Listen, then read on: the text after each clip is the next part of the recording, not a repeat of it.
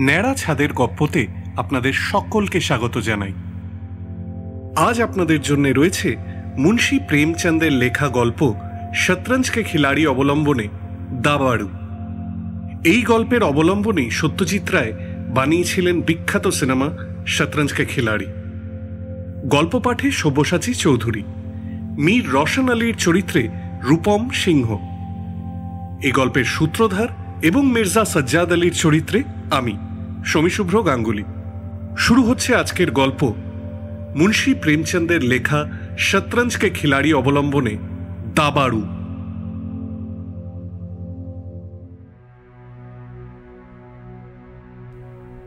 ওয়াজেদ আলী শাহের সময়ের কথা। সেই সময় সারা লখনৌ শহর ডুবেছিল বিলাসিতার সুখে। ছোট বড় ধনী গরিব সবাই মজে থাকত বিলাসের মধ্যে। কেউ বসাতেন নাচ গানের আসর, তো কেউ আফিমের মৌতাতে বুঁদ হয়ে থাকতেন। জীবনের প্রায় প্রতি স্তরেই আমোদ আহ্লাদের ঠাঁই ছিল সবার উপরে। শাসন কাজে, সাহিত্যে, সমাজ ব্যবস্থায়, কল কারিগরিতে, ব্যবসা বাণিজ্যে, আচার ব্যবহারে সব কিছুতেই ব্যাপ্ত হয়েছিল সেই বিলাসিতা।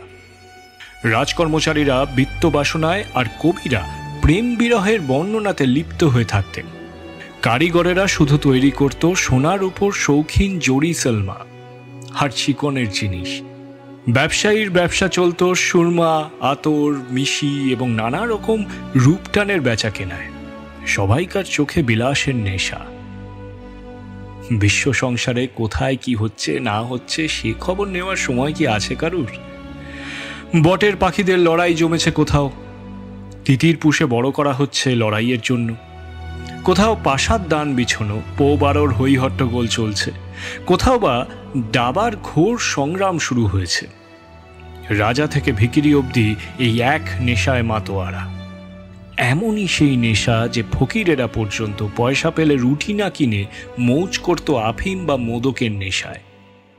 দাবা, তাস, পাশা এই তিন খেলাতেই বুদ্ধি তীক্ষ্ণ হয়, বিচার শক্তি বাড়ে, জটিল সমস্যার প্যাঁচ খোলবার অভ্যেস হয়। খুব জোরের সঙ্গেই তখন লোকে এই সমস্ত যুক্তি দেখাত।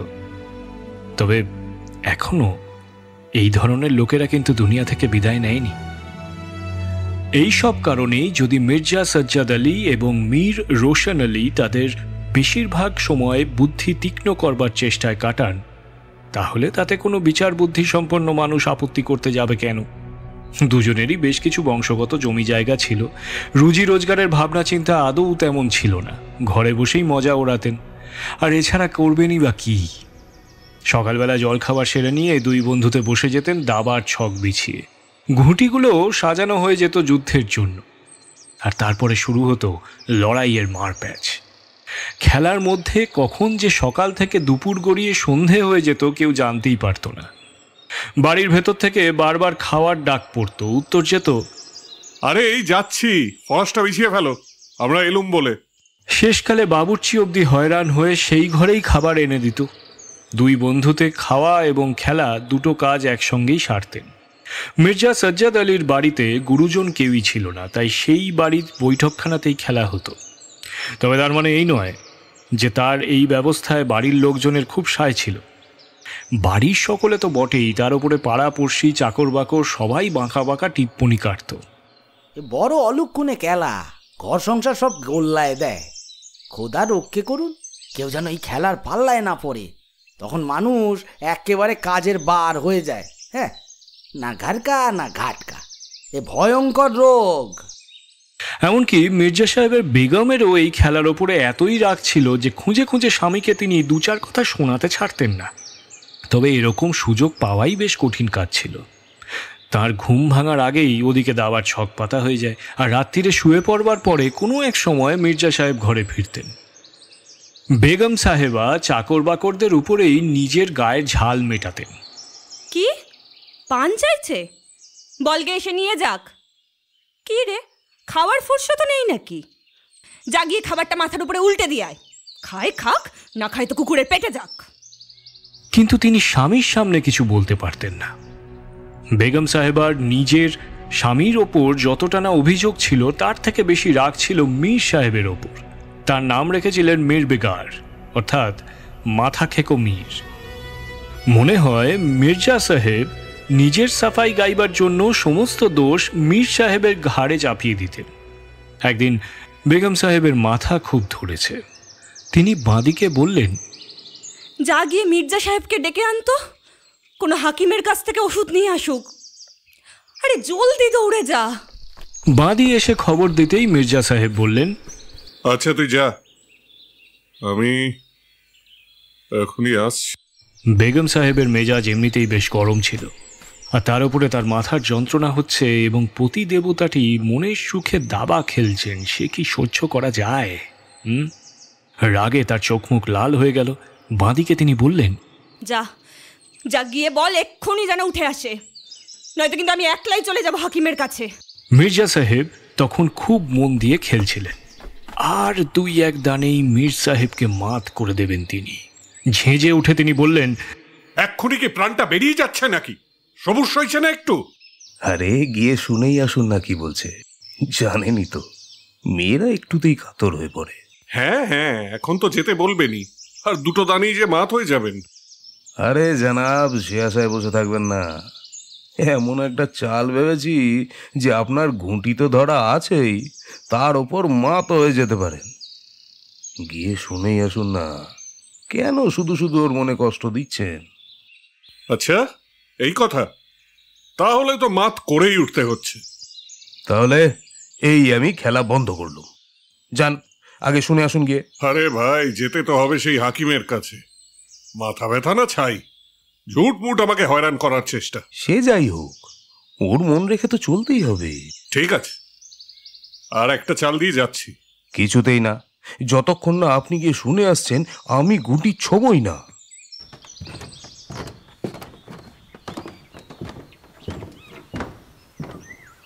ওই ওই হতচ্ছাড়া দাবা খেলাই তোমার এত পেয়ারের হলো? কেউ যদি মরেও যায় তাহলেও খেলা ছেড়ে উঠবার নামই করো না। তোমার মতো লোক যেন দুনিয়ায় আর না হয়। আহা, কি বলবো বলো তো, মীর সাহেব যে কোনো কথাই শুনতে চান না। অনেক কষ্টে ওনার হাত ছাড়িয়ে উঠে এসেছি।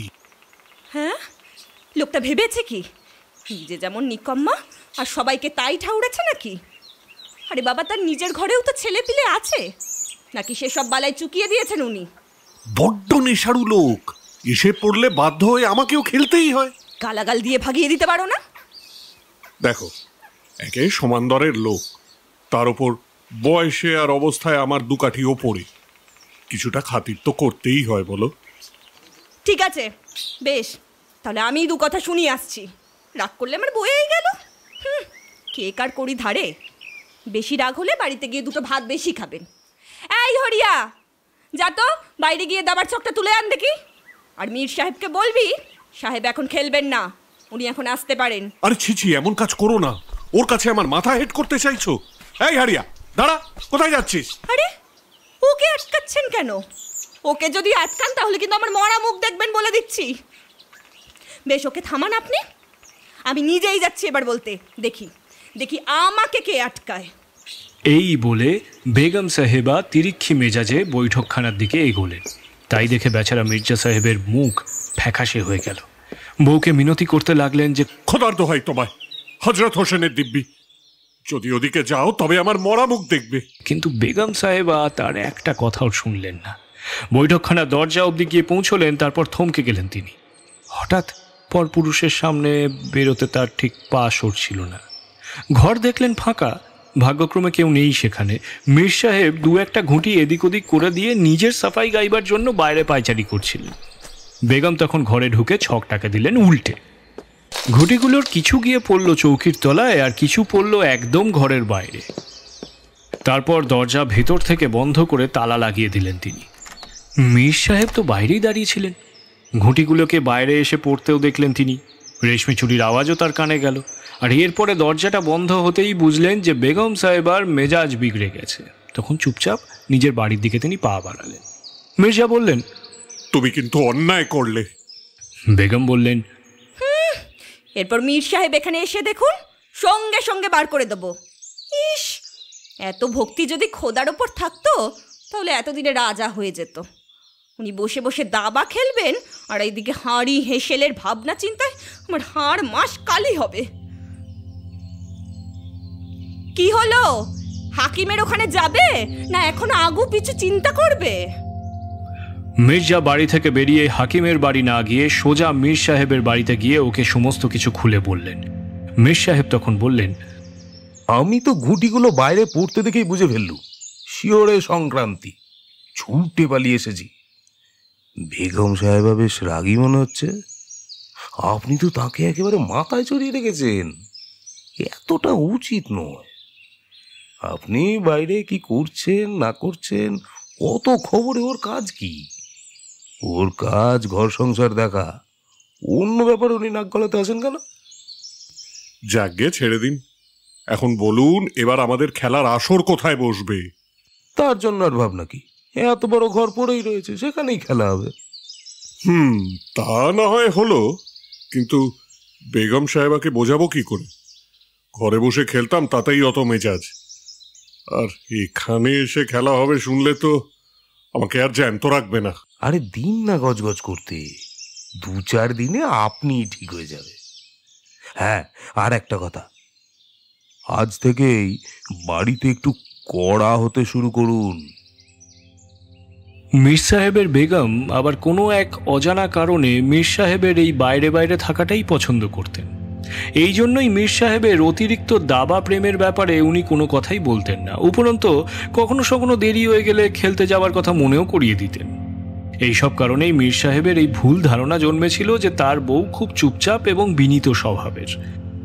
এই যেদিন থেকে তাদের বৈঠকখানাতেই দাবার ছক পাতা হলো আর মীর সাহেব সারাদিন বাড়িতে থাকতে আরম্ভ করলেন, বেগমের খুব অসুবিধা হতে লাগলো। তার স্বাধীনতাতে বাধা পড়ল। সারাটা দিন দরজায় গিয়ে উঁকি মারার জন্য মনটা ছটফট করত।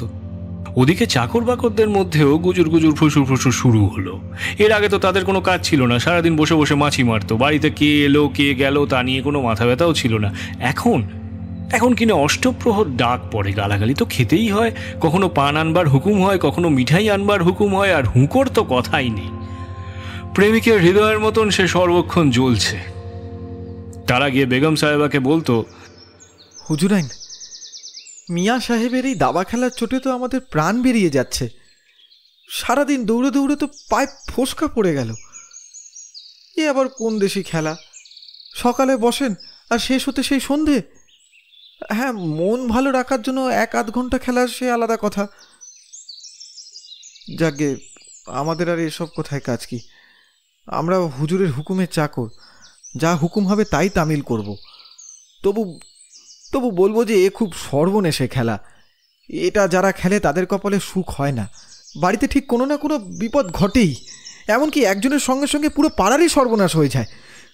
সারা মহল্লা জুড়ে সকলে এই কথা বলছে। হুজুরের নুন খাচ্ছি। মনিবের নামে এমন খারাপ কথা শুনলে মনে বড্ড কষ্ট হয়। কিন্তু কি করি বলুন? এই সব কথা শুনে বেগম সাহেবা বললেন, আমি নিজেই তো এইসব দু চোখে দেখতে পারি না, কিন্তু কি করব, উনি কারোর কথা শুনলে তো। পাড়ার মধ্যে যে 2-4 জন পুরনো দিনের লোক ছিলেন তারা নিজেদের মধ্যে নানান রকম অমঙ্গলের আশঙ্কা করতে শুরু করলেন। আর রক্ষে নেই। যখন আমাদের রইস লোকেদের এই হাল, তখন দেশকে খোদাই রক্ষা করুন। এই সাম্রাজ্য এক দাবাতেই রসাতলে দেবে। সময় বড় খারাপ।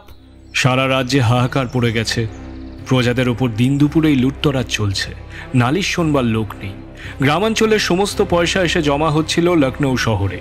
সেই টাকা কড়িও উড়ে যাচ্ছিল বেশ্যা, ভাঁড় এবং বিলাসিতার নানা রকম ফন্দিতে।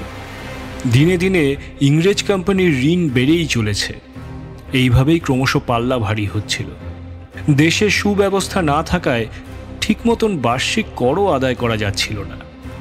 রেসিডেন্ট সাহেব বারবার করে সাবধান করছিলেন, কিন্তু লোক বিলাসের নেশায় মশগুল।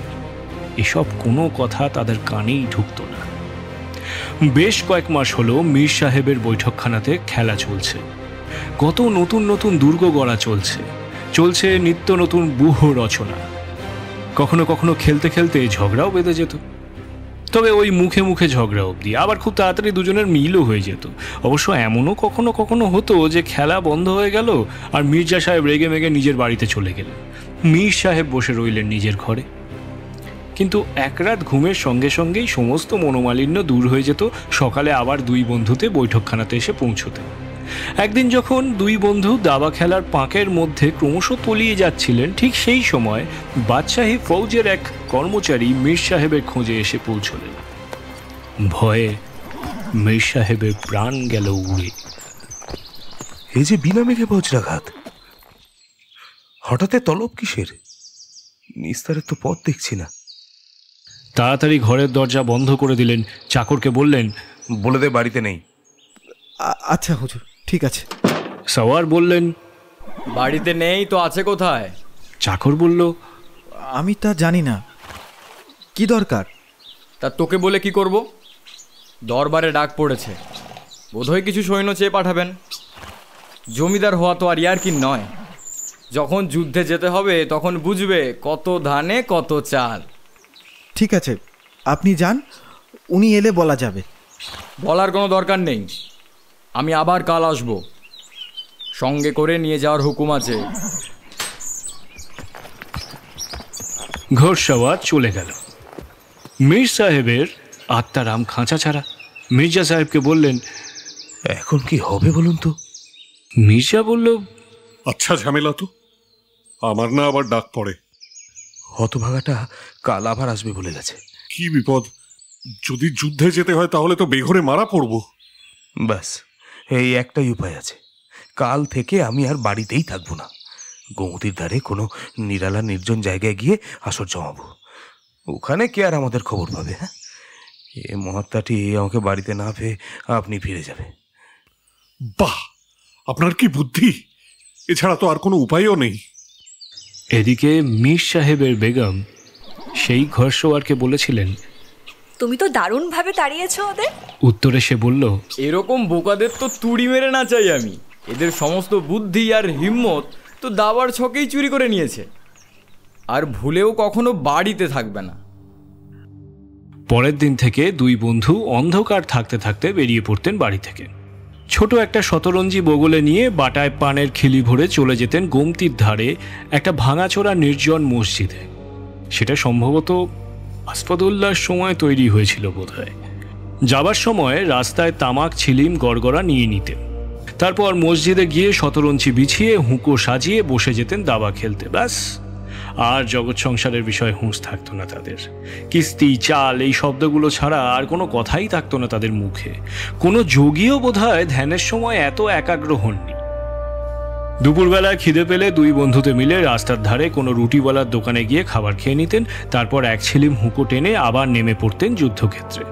কখনো কখনো খাওয়ার কথাও বেমালুম ভুলে যেতেন তারা। এদিকে দেশের রাজনৈতিক অবস্থা দিনের পর দিন ভয়ঙ্কর হয়ে দাঁড়াচ্ছে। কোম্পানির ফৌজ এগিয়ে আসছে লখনৌয়ের দিকে। হইচই পড়ে গেছে শহর জুড়ে, লোকে ছেলেপিলে নিয়ে পালিয়ে যাচ্ছে গ্রামের দিকে। কিন্তু আমাদের এই দুজন খেলোয়াড়ের এইসব নিয়ে বিন্দুমাত্র মাথা ব্যথা ছিল না। বাড়ি থেকে আসতেন গলির ভেতর দিয়ে। ভয় ছিল যদি বাদশাহী কর্মচারীর নজরে পড়ে যান তাহলে খামোকা তাদের ধরে নিয়ে যাবে। বছরে 1000 টাকা আয়ের জমি জায়গা মিনিমাগনায় হজম করবার ইচ্ছা বেটাদের। একদিন দুই বন্ধুতে সেই পোড়ো মসজিদে বসে দাবা খেলছেন। মির্জা সাহেবের খেলার অবস্থা বেশ টালমাটাল। তার উপর মীর সাহেবের কিস্তির পর কিস্তি লাগাচ্ছেন। এমন সময় কোম্পানির ফৌজকে আসতে দেখা গেল। সেটা ছিল গোরা সাহেবদের ফৌজ, যারা লখনৌ দখল করতে আসছে। মীর সাহেব বললেন, ইংরেজ ফৌজ আসছে, খোদা রক্ষা করুন। মির্জা বলল, আসতে দিন, আগে কিস্তি তো সামলান। এই রইল কিস্তি। একটু দেখতে হচ্ছে ব্যাপারটা কি। ওই আড়ালে গিয়ে দাঁড়াই। আরে দেখবেন না তো তারা কিসে? এই নিন আবার কিস্তি। সঙ্গে তোপখানাও রয়েছে, প্রায় 1000-5 লোক হবে। কেমন জোয়ান সব, দেখেছেন? লাল বাঁদরের মতো মুখ, চেহারা দেখলেই বুক কাঁপে।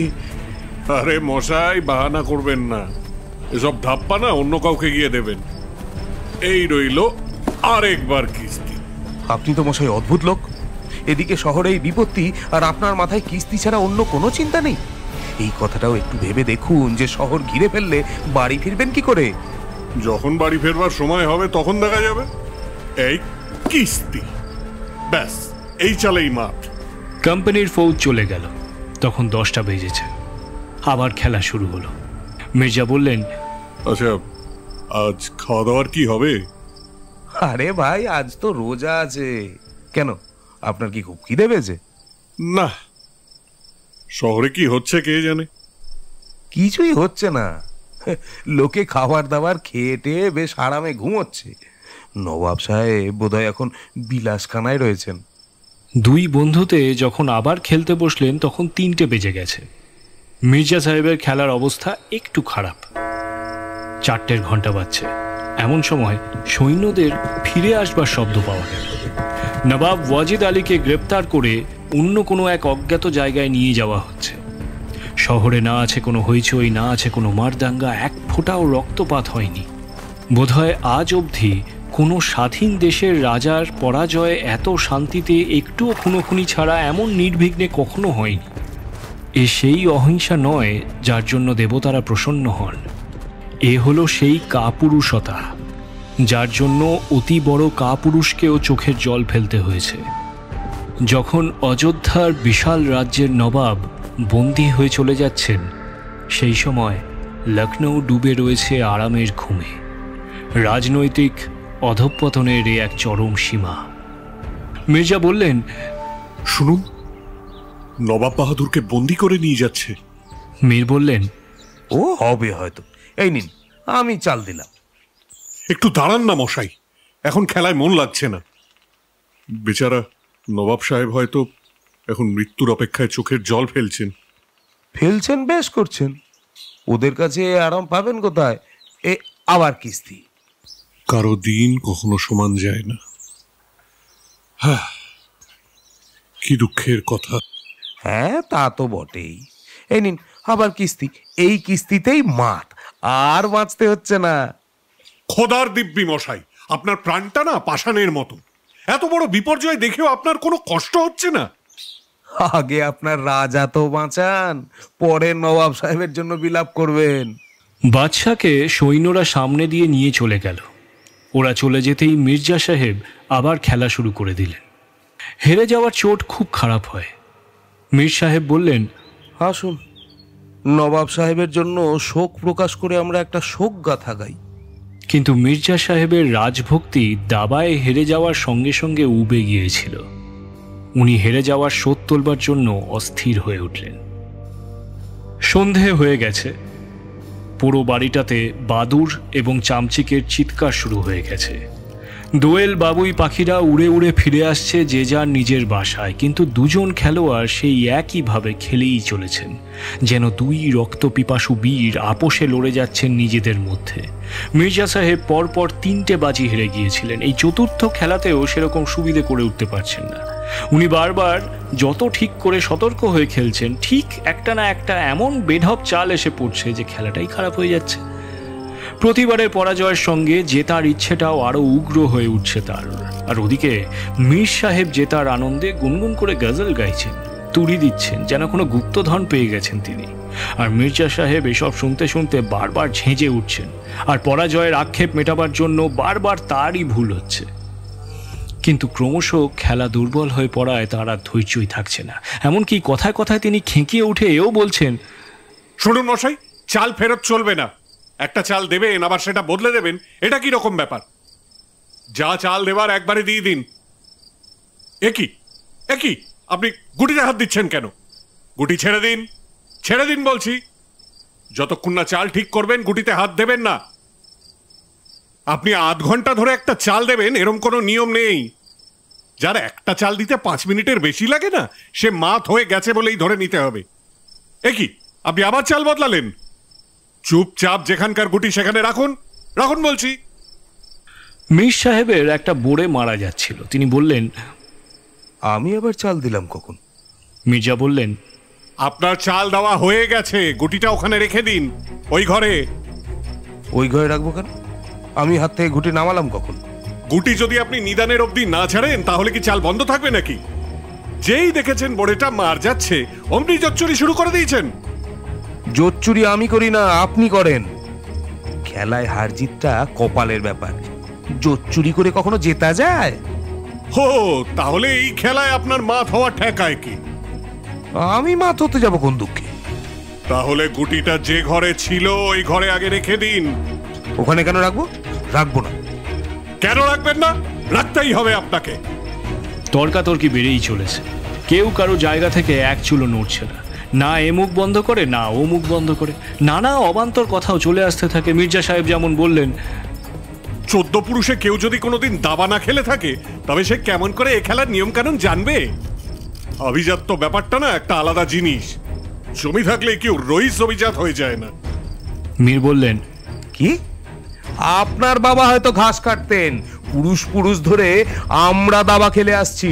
আরে যান যান, গাজীউদ্দিন হায়দারের ওখানে তো বাবুর্চির কাজ করতে করতে চুল পাকিয়ে ফেললেন, আজ আবার রইস হওয়ার শখ কত? রইস হওয়া কি আর কি নাকি? কেন নিজের পূর্বপুরুষদের মুখে ঝুনকালি মাখাচ্ছেন? তারাই হয়তো বাবুর্চির কাজ করতেন, আমরা তো হামেশাই ওই বাদশাহী দস্তরখান বিছিয়ে খাবার খেয়ে আসছি। আরে যা যা ঘোড়ার বাচ্চা, এত লম্বা চওড়া বাদ ছাড়িস না। মুখ সামলে কথা বলুন, নইলে ভালো হবে না বলে দিচ্ছি। এই সব কথা আমি সহ্য করব না। কেউ যদি চোখ রাঙায় তার চোখ উপড়ে নেব আমি। আছে সে সাহস? বটে, আপনি আমার সাহস দেখতে চান? আসুন তাহলে, আজ এক হাত হই যাক, এসপার নয়তো ওসপার। তো এখানে তোমাকে ভয়টা পাচ্ছে কে? দুই বন্ধু কোমর থেকে তলোয়ার বের করলেন। সেটা নবাবী আমল, সবাই কোমরে তলোয়ার, পেশকব্জ, ছোড়া এ সমস্ত বেঁধেই রাখত। দুজনেই শৌখিন লোক ছিলেন, কিন্তু কাপুরুষ ছিলেন না। ওদের রাজনৈতিক ভাবনা চিন্তার মধ্যে সার কিছু ছিল না, কিন্তু ব্যক্তিগত বীরত্বের অভাব ছিল না কারণ।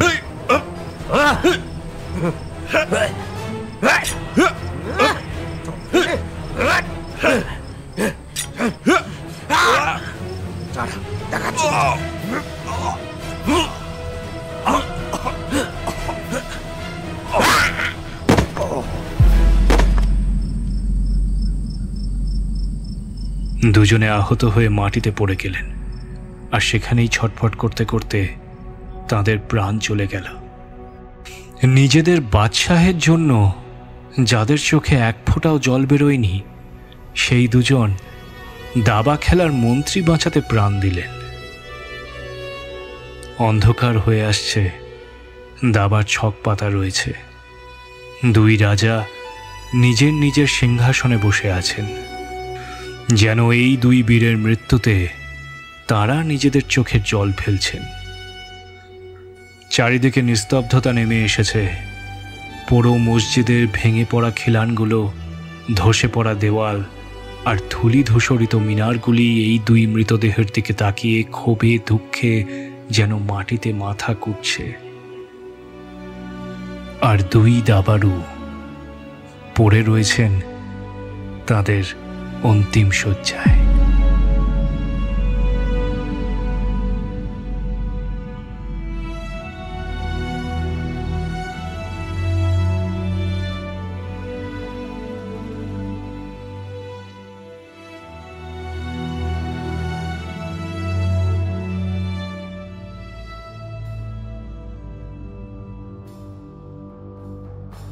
এতক্ষণ আপনারা শুনছিলেন মুন্সী প্রেমচন্দের লেখা গল্প শতরঞ্জ কে খিলাড়ি অবলম্বনে দাবাড়ু। গল্প পাঠে সব্যসাচী চৌধুরী, মীর রওশন আলীর চরিত্রে রূপম সিংহ, প্রতিবেশীর চরিত্রে রীত ব্যানার্জি, মির্জা সাহেবের বেগম তনুশ্রী সাহা, মীর সাহেবের চাকর সৌম্য মুখার্জি, মীর সাহেবের বেগম মৌসুমী পাল, পাড়ার লোক সন্দীপ দেবনাথ, ঘোড়সাওয়ার সুমন সিংহ। গল্পের সূত্রধার এবং মির্জা সাজ্জাদ আলীর চরিত্রে আমি শমীশুভ্র গাঙ্গুলি। ধ্বনি পরিকল্পনা ও সমগ্র মিশ্রণে টিম অ্যানোনিমাস। আগামী সপ্তাহে ঠিক এই সময় একটা ভিন্ন স্বাদের গল্প নিয়ে তৈরি থাকবে টিম ন্যাড়া ছাদের গপ্প।